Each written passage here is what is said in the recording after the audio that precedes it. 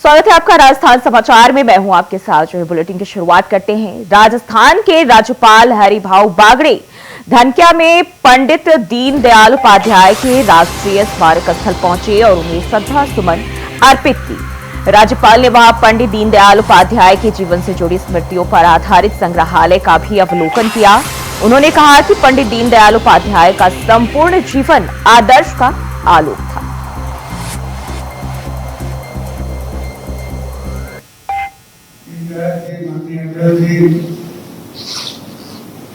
और अखिल भारतीय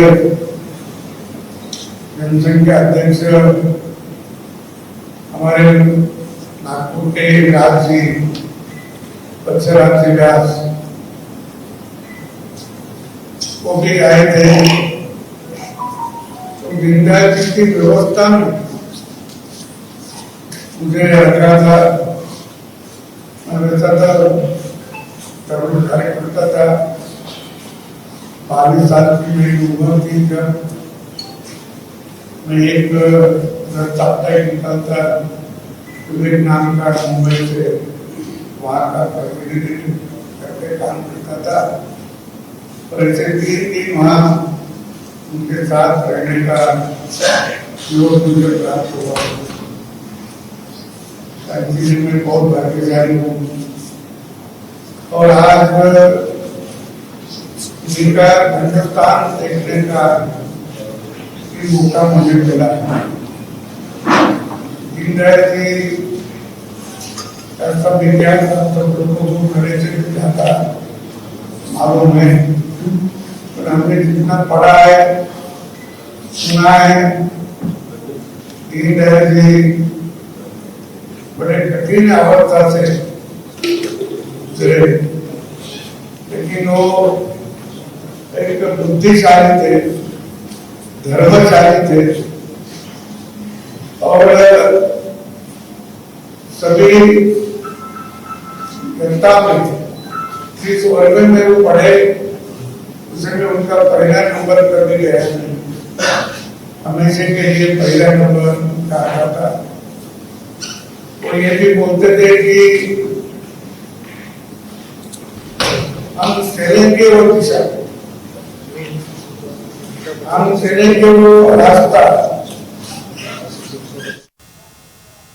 और राजस्थान के जल जीवन मिशन घोटाले में राज्य सरकार ने बड़ा फैसला लिया है। सीएम ने जीएचएम भ्रष्टाचार के 12 अधिकारियों के खिलाफ जांच की मंजूरी दे दी है। अब इन अफसरों पर केस चलेगा। ईडी और सीबीआई की जांच के बीच अब राज्य सरकार ने भी घोटालेबाज इंजीनियर्स पर शिकंजा जो है वो कसेगी और मुख्यमंत्री भजन लाल शर्मा ने पीएचईडी के 12 इंजीनियर्स की जांच की मंजूरी पर मुहर लगा दी है। इसके बाद अब इन इंजीनियर्स की मुश्किलें बढ़ेगी। बताया जा रहा है कि इसमें तत्कालीन 2 चीफ इंजीनियर, एक एफए, एक रिटायर्ड एडिशनल चीफ इंजीनियर, एक अधिशासी अभियंता, बाकी सभी अधीक्षक अभियंता शामिल है। इनमें से कई अधिकारियों पर ईडी के छापे पड़ चुके हैं। और इससे पहले राज्यपाल ने कांग्रेस सरकार में पूर्व मंत्री महेश जोशी पर केस चलाने की मंजूरी दी थी। अफसरों पर अनुशासनात्मक कार्रवाई के 4 मामलों में इंक्रीमेंट रोकने का फैसला भी किया है।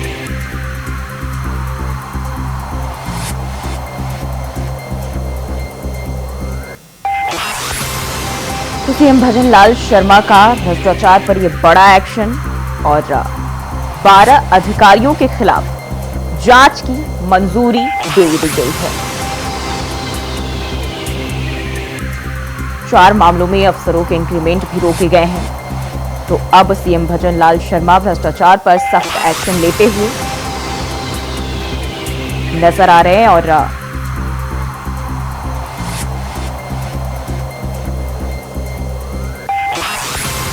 जयपुर से ये जानकारी, 12 अधिकारियों के खिलाफ जांच की मंजूरी।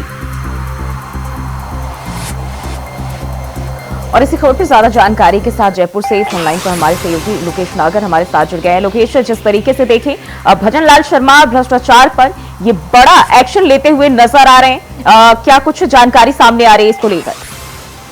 जी बिल्कुल, आपको बता दें कि राजस्थान की जो भजन लाल सरकार है वो जनता के साथ जो चुनाव से पहले किया गया वादा था, भ्रष्टाचार मुक्त राजस्थान बनाने का वादा, उसे निभाती हुई नजर आ रही है। लगातार चाहे वो पेपर लीक की घटना हो या भ्रष्टाचार से जुड़े हुए मामले, भजन लाल जी लगातार ऐसे फैसले रहते हैं जिनमें दोषियों पर कार्रवाई की जा रही है। हाल ही में जल जीवन मिशन को लेकर एक बड़ा मामला सामने आया था, जिसमें जल जीवन मिशन के तहत पूरे प्रदेश में पूर्ववर्ती सरकार द्वारा घोटालेबाजी की गई थी और तमाम अधिकारी इसमें संलिप्त पाए गए थे। तमाम जांचें की गई थी, ईडी और सीबीआई की जांच यहाँ चल रही थी। इस दौरान अब भजनलाल शर्मा ने 12 बड़े अधिकारियों पर कार्रवाई करते हुए उनके खिलाफ एक्शन की मंजूरी दी गई है, जिसमें ये भी बताया जा रहा है कि इनमें से कई अधिकारी ऐसे हैं जिनके आईडी के छापे पड़ चुके हैं और वहीं इससे पहले जो है कांग्रेस सरकार में पूर्व मंत्री महेश जोशी पर भी केस चलाने की मंजूरी दी गई है।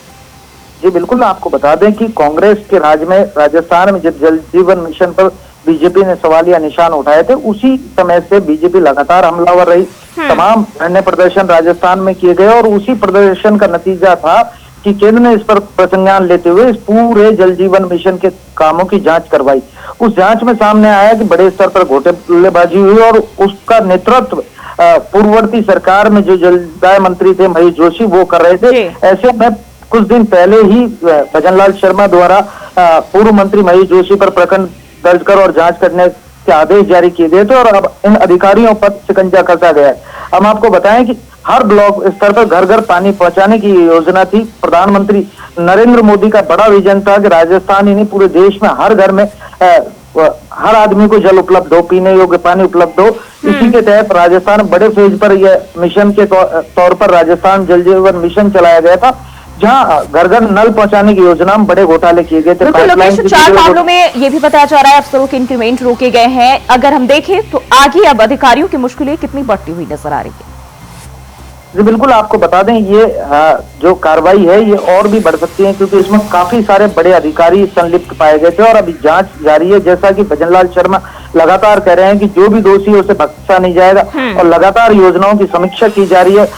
जल जीवन मिशन के तहत भी तमाम ब्लॉक स्तर पर ये जांच करवाई जा रही है। जब तक जांच रिपोर्ट सामने नहीं आ जाती, जहां से जो फीडबैक मिल रहा है, जिस तरह की अनियमितताएं सामने आई है, वहां अधिकारियों पर कार्रवाई की जाती रही है और अब इन 12 अधिकारियों पर कार्रवाई की गई है। भविष्य में ये आंकड़ा और बढ़ सकता है। करीब 200 विधानसभा क्षेत्र हैं जहां सभी जगह समीक्षा की जा रही है और अधिकतर विधानसभा क्षेत्रों में यहाँ अनियमितताएं पाई गई है, भ्रष्टाचार पाया गया। ऐसे में भजनलाल शर्मा लगातार वॉच कर रहे हैं, मॉनिटर किया जा रहा है और अधिकारियों को निर्देशित किया गया है जो अधिकारी दोषी पाए जा रहे हैं उन पर कार्रवाई की जा रही है। बिल्कुल लोकेश, बहुत बहुत शुक्रिया जानकारी साझा करने के लिए।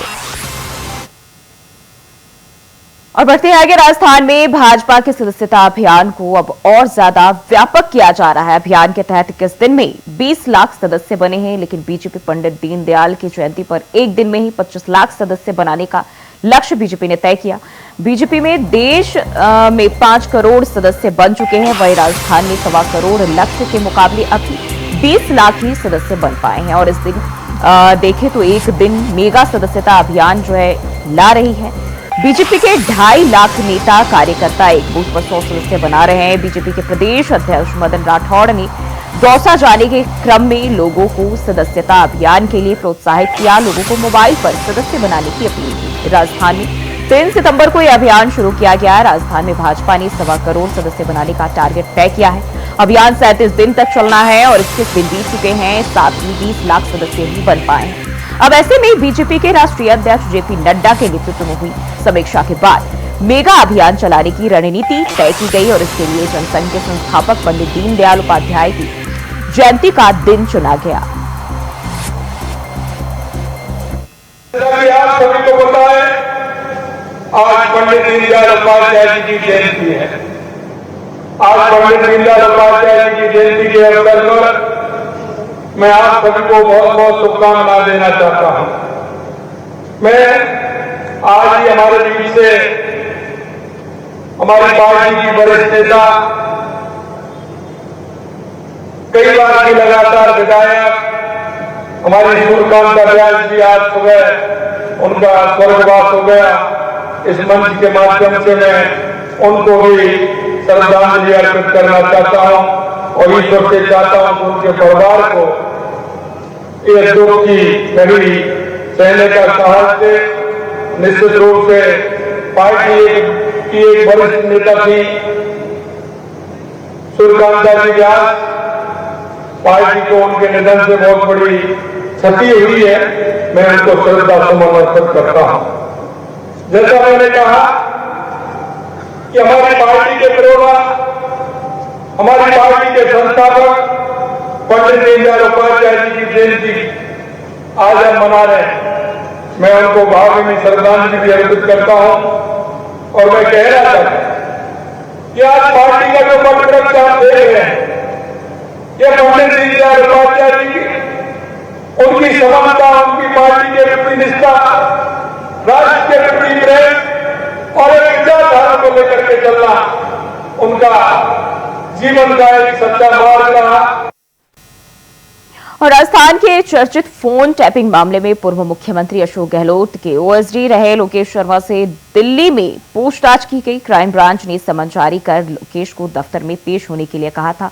अब पूर्व मुख्यमंत्री अशोक गहलोत की मुश्किल बढ़ सकती है। पूर्व ओएसडी लोकेश शर्मा का कहना है कि मुझे तो निर्देश अशोक गहलोत की तरफ से दिए जाते थे, मैं उनके बस पालन करता था। सभी को पता चल सके कि मैंने कोई गलती नहीं की है, मैंने सिर्फ आदेशों की पालना की है।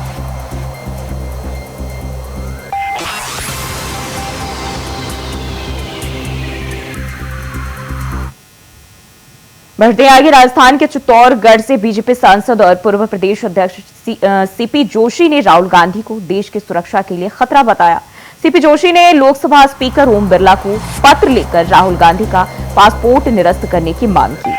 जोशी ने पत्र में राहुल गांधी के विदेश में दिए गए बयानों का उदाहरण देते हुए कहा कि वो देश विरोधी ताकतों के हाथों खेल रहे हैं। कांग्रेस नेता और लोकसभा में नेता प्रतिपक्ष राहुल गांधी के अमेरिका तथा विदेशों में भारत विरोधी बयानों को लेकर सियासत और बीजेपी नेताओं में आक्रोश का सिलसिला जारी है। अब बीजेपी के पूर्व प्रदेश अध्यक्ष सीपी जोशी ने लोकसभा स्पीकर ओम बिरला को पत्र लिखा है।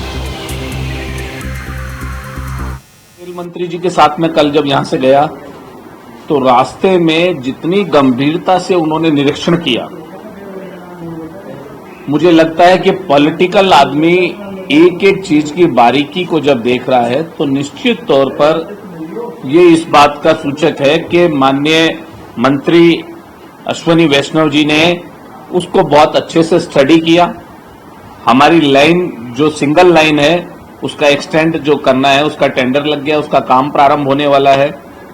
और अभी जो उन्होंने जो एक नई टेक्नोलॉजी पूरे देश भर में लॉन्च किए माननीय प्रधानमंत्री नरेंद्र मोदी जी ने, उस टेक्नोलॉजी का भी निरीक्षण किया।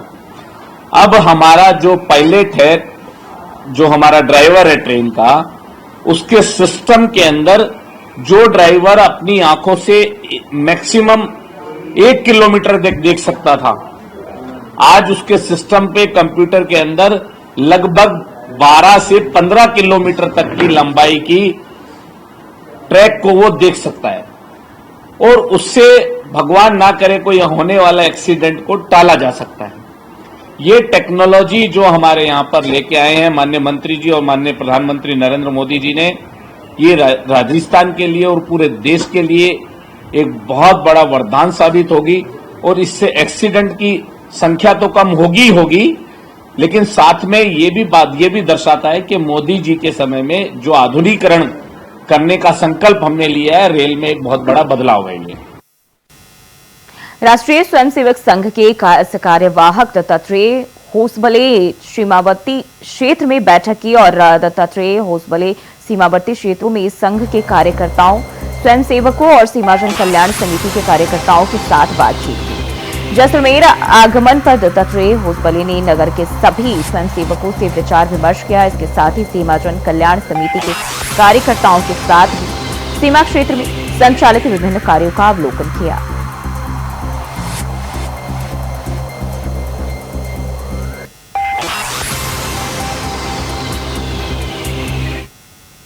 और जयपुर हेरिटेज निगम की मेयर कुसुम यादव ने पद संभाल लिया है। मुनीश गुर्जर प्रकरण पर अब विराम लग गया। उन्होंने कहा, भ्रष्टाचार के खिलाफ जीरो टॉलरेंस पॉलिसी रहेगी। जयपुर हेरिटेज नगर निगम के कार्यवाहक मेयर कुसुम यादव ने 25 सितंबर को पदभार संभाल लिया।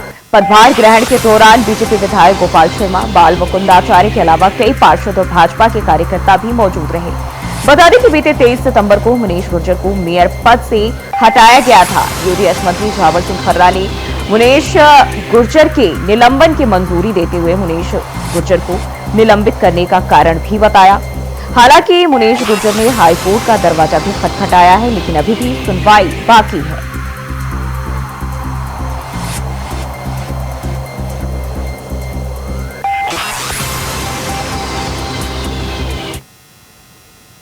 और मुख्यमंत्री भजनलाल शर्मा के निर्देश पर जालौर जिले के बागरा गांव में रात्रि चौपाल कार्यक्रम का आयोजन किया गया। रात्रि चौपाल में जिला कलेक्टर डॉक्टर प्रदीप की गमाडी ने ग्रामीणों की समस्याओं को सुना और मौके पर ही अधिकारियों को आदेश देकर समस्याओं का समाधान करवाया। वहीं विभागों के अधिकारियों ने राज्य और केंद्र की लोक कल्याणकारी योजनाओं के बारे में जानकारी दी।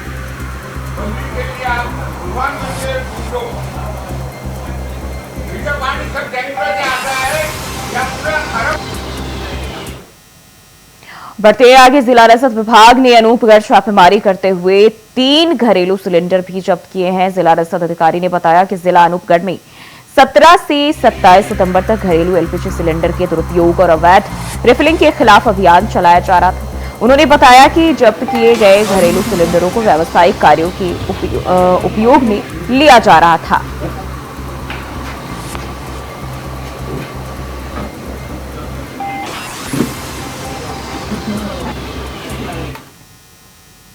और राजस्थान के चाकसू में निःशुल्क जांच योजना का लाभ नहीं मिल पा रहा है। उप जिला अस्पताल में 24 लाख रुपए की सोनोग्राफी मशीन 6 महीने से धूल फांक रही है। निजी लैबों में ज्यादा फीस होने के कारण मरीजों की जेब ढीली हो रही है। सरकार ने निःशुल्क जांच के आदेश दिए हैं, उसके बावजूद भी जनता को निःशुल्क जांच योजना का लाभ नहीं मिल पा रहा है।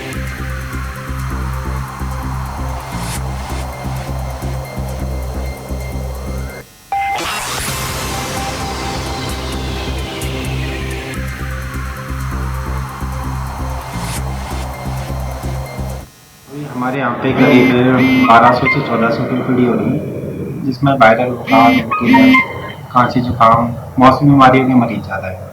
अभी हमारे पास डेंगू के और मलेरिया के कोई मरीज नहीं आए। वायरल के लिए जैसे थोड़ा उबला हुआ पानी पिए, थोड़ा और थोड़े से फ्रूट ज़्यादा लें, जूस वगैरह ये ज़्यादा लें, ठंड से थोड़ा बच के रहें, ठंडी चीज़ें नहीं खाएँ, बस यही सब। और जोधपुर में स्वच्छ भारत मिशन के तहत गांधी जयंती से पहले स्वच्छता पखवाड़ा मनाया जा रहा है और इसी क्रम में नगर निगम दक्षिण की ओर से नो व्हीकल डे मनाया गया है। इसके तहत मंगलवार को नगर निगम दक्षिणी के सभी कर्मचारी ऑफिस निजी वाहन से न पहुंचकर सार्वजनिक साइकिल या पैदल चलकर कार्यालय पहुंचे। और इस अवसर पर महापौर वनिता सेठ ने कहा कि प्रधानमंत्री नरेंद्र मोदी का विजन है पर्यावरण संरक्षण की दिशा में हम सबको कार्य करना चाहिए और इसके लिए निगम पेड़ भी लगा रहा है। और इसी क्रम में आज हमने जो व्हीकल डे मनाया है वो जोधपुर में मनाया गया।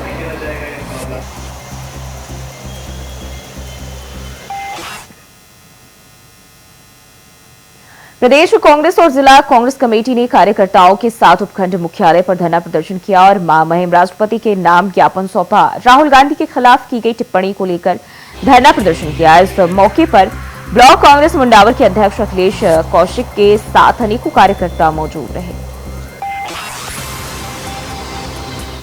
केंद्र में मोदी जी के नेतृत्व में भारत की सरकार बनी है, तब से अनुशासन का ऐसा हनन हो रहा है।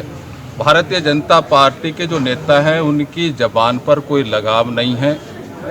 इस देश के पूर्व प्रधानमंत्री के पोते, पूर्व प्रधानमंत्री के बेटे, इस देश के लिए जिन्होंने अपनी जान न्यौछावर कर दी, उस परिवार के सदस्य आदरणीय श्री राहुल गांधी जी जो हमारे लोकसभा में प्रतिपक्ष के नेता हैं, उनके प्रति भारतीय जनता पार्टी और उनके सहयोगी दलों के नेता मन में जैसे जो बोल रहे हैं, हम कानून के हिसाब से चलने वाले हैं। हमारे नेताओं ने इस भारत देश को संविधान दिया है, हम संविधान के हिसाब से चलते हैं। नहीं बोलना हमें बहुत कुछ आता है। हम कांग्रेस के नेता कतई बर्दाश्त नहीं करेंगे कि कोई आदरणीय राहुल गांधी जी के प्रति बद जबान और बदसलूकी से बोले। भारतीय जनता पार्टी के नेता ये फतवा जारी करते हैं कि राहुल गांधी की जबान काट देंगे। राहुल गांधी आम जनता के आत्मा में बसा है, इस देश की जनता के, देश के कार्यकर्ताओं के, कांग्रेस के कार्यकर्ताओं की आत्मा में बसते हैं। और प्रशासनिक अधिकारियों के तबादले होना कोई नई बात नहीं है, यह एक सामान्य प्रक्रिया है। लेकिन कुछ अधिकारी ऐसे होते हैं जो अपने काम से, कार्यप्रणाली से लोगों के दिलों में जगह बनाते हैं। नए जिले गंगापुर सिटी में लगभग 7 महीने पहले पुलिस अधीक्षक के पद पर आए एसपी सुजीत शंकर ने कुछ ही महीनों में अपने दबंग कार्यप्रणाली से गंगापुर सिटी जिले में अच्छी पुलिसिंग का उदाहरण पेश किया। एसपी सुजीत शंकर ने पद संभालते ही जिले की सबसे बड़ी नशेखोरी की समस्या पर फोकस किया और अभियान चलाकर स्मैक अवैध शराबादी के खिलाफ लगातार कार्रवाई की। कई हत्या के मामले ऐसे आए जिनमें पुलिस की कार्यप्रणाली पर भी सवाल खड़े हुए। ऐसी स्थिति में एसपी सुजीत शंकर ने अपनी सूझबूझ और कार्यकुशलता से टीम बनाकर हत्या के ऐसे मामलों का न सिर्फ खुलासा किया बल्कि तय समय में ही अपराधियों को भी गिरफ्तार किया। अब जैसे ही शहर के लोगों को उनके तबादले का पता लगा तो कल से ही ज्ञापनों का सिलसिला शुरू हो गया और सुबह ही सैकड़ों लोग एसपी को विदाई देने के लिए ऑफिस पहुंच गए। लोगों का मन था कि घोड़ी पर बिठाकर एसपी को विदा किया जाए, लेकिन एसपी साहब के मना करने पर सामान्य विदाई दी गई। एसपी सुजीत शंकर का तबादला लोगों ने किया। ईमानदार और कर्तव्यनिष्ठ अधिकारी को इतनी जल्दी यहाँ से तबादला करना शहर के लिए ठीक नहीं है। हम सब लोग सरकार से ये मांग करते हैं क्योंकि अभी उनकी जगह किसी को लगाया भी नहीं तो उनके ट्रांसफ़र को दुरुस्त करके और ऐसे अधिकारी को एक बार पुनः यही गंगापुर में पर्याप्त समय दिया जाए, क्योंकि इनके कार्यकाल में यहाँ जितने भी गुंडा तत्व है इस पर काफ़ी अंकुश लगा है, अपराधियों को बख्शते नहीं है और बहुत अच्छी इमेज बनी है। तो हमें इनके यहाँ से स्थानांतरण का काफ़ी दुख है और गंगापुर शहर के सारे संगठनों के लोग यहाँ आज उनका विदा देने लिए आए हैं औपचारिक रूप से। यद्यपि हम लोग नहीं चाहते कि वो ऐसे आए, लेकिन फिर भी अगर सरकार हमारी बात नहीं मानती है तो उनको तो जाना ही होगा। हमारी सरकार से ये रिक्वेस्ट है कि उनके स्थानांतरण को तत्काल व्यवस्था। हमारे माननीय एसपी श्री सुजीत शंकर जी, जिनकी वजह से कानून व्यवस्था पर जीरो टॉलरेंस की नीति पर जो काम चल रहा था, अपराधियों में एक ज़बरदस्त भय व्याप्त था, चाहे नशाखोरी हो, चाहे गुंडागिर्दी हो, चाहे चोरी हो, इन सभी घटनाओं पर कमोबेश अंकुश लग चुका था। तो ऐसे पूरे शहर में इस तरह का शोक का सा माहौल है कि हमारे एसपी साहब का जो है राज्य सरकार ने या केंद्र सरकार के द्वारा तबादला हो गया है। हम सभी की मांग है कि सरकारों तक पहुंचती है तो इनका तबादला कैंसिल किया जाए और ये जनमानस की ऐसे अफसर जो है कभी कभार पहली बार गंगापुर सिटी जिला बना है और ऐसे अफसर का यहाँ होना ये हमारे लिए बहुत सौभाग्य की बात है। होशंगाबाद जिले के असनावर थाना क्षेत्र के अकतासा में मंगलवार रात को तेज रफ्तार एक ट्रेलर ने होटल के बाहर लगे टिन शेड को टक्कर मार दी। इससे टिन शेड क्षतिग्रस्त हो गया। पास ही खड़े एक ऑटो को भी नुकसान पहुंचाया। हादसे के बाद ड्राइवर मौके से फरार हो गया। हादसे के समय होटल में कोई व्यक्ति मौजूद नहीं था। ग्रामीणों ने बताया कि नेशनल हाईवे 52 पर सीतापुरा रोड के पास होटल में अकलीरा की ओर से आ रहे एक ट्रेलर ने टक्कर मार दी। हादसे में होटल का टिन शेड क्षतिग्रस्त हुआ है और हादसे के बाद ट्रेलर को चालू हालत में ही छोड़कर ड्राइवर फरार हो गया। हादसे की जानकारी मिलते ही आसपास के लोग और होटल संचालक मौके पर पहुंचे। ट्रेलर ने पास में खड़े ऑटो को भी नुकसान पहुंचाया। यूडीएच मंत्री की शनिवार को हुई जनसुनवाई में रास्तों के लेकर काफ़ी प्रकरण आए थे, जिसमें मंत्री महोदय ने रास्तों के प्रकरणों को लेकर त्वरित कार्रवाई के निर्देश राजस्व टीम को दिए थे, जिस पर आज श्री माधोपुर तहसील के 20 साल पुराने विवादित रास्तों को काश्तकारों के मध्य आपसी सहमति से खुलवाया जा रहा है। और तहसीलदार जगदीश प्रसाद बेरवा के नेतृत्व में श्री माधोपुर विधानसभा क्षेत्र में अतिक्रमण के खिलाफ एक मुहिम चलाई जा रही है, जिसके तहत ताबड़तोड़ अतिक्रमण के खिलाफ कार्रवाई की जा रही है। वहीं यूडीएच मंत्री जावर सिंह खर्रा की अपने आवास पर की गई जनसुनवाई में रास्तों से संबंधित काफी शिकायतें भी मिली, जिस पर यूडीएच मंत्री ने तहसीलदार को रास्ते के विवाद को जल्दी सुलझाने के आदेश दिए थे, जिस पर तहसीलदार श्री माधोपुर जगदीश प्रसाद बैरवा की संयुक्त टीम ने 1 किलोमीटर लंबे रास्ते के विवाद का समाधान किया। 12 साल पुराने रास्ते के विवाद का समाधान होने पर खातेदारों ने तहसील प्रशासन का आभार जताया।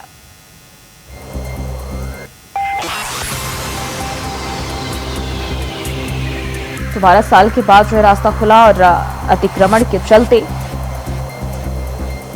मुहिम चलाकर अब ये कार्रवाई की गई। वहीं टोंक जिले में विद्युत विभाग की लापरवाही के चलते लाइनमैन को करंट का जोरदार झटका लगा है। करंट के जोरदार झटके के चलते लाइनमैन करीब 809 फीट की ऊंचाई से नीचे गिर पड़ा।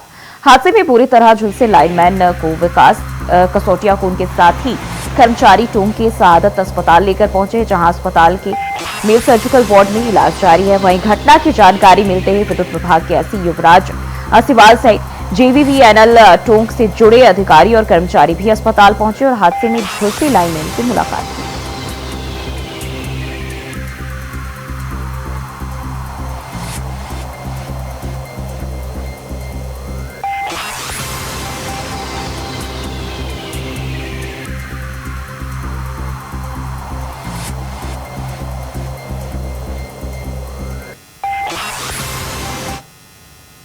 राजस्थान समाचार में फिलहाल के लिए बस इतना ही। खबरों के लिए बने रहिए इंडिया वॉइस के साथ।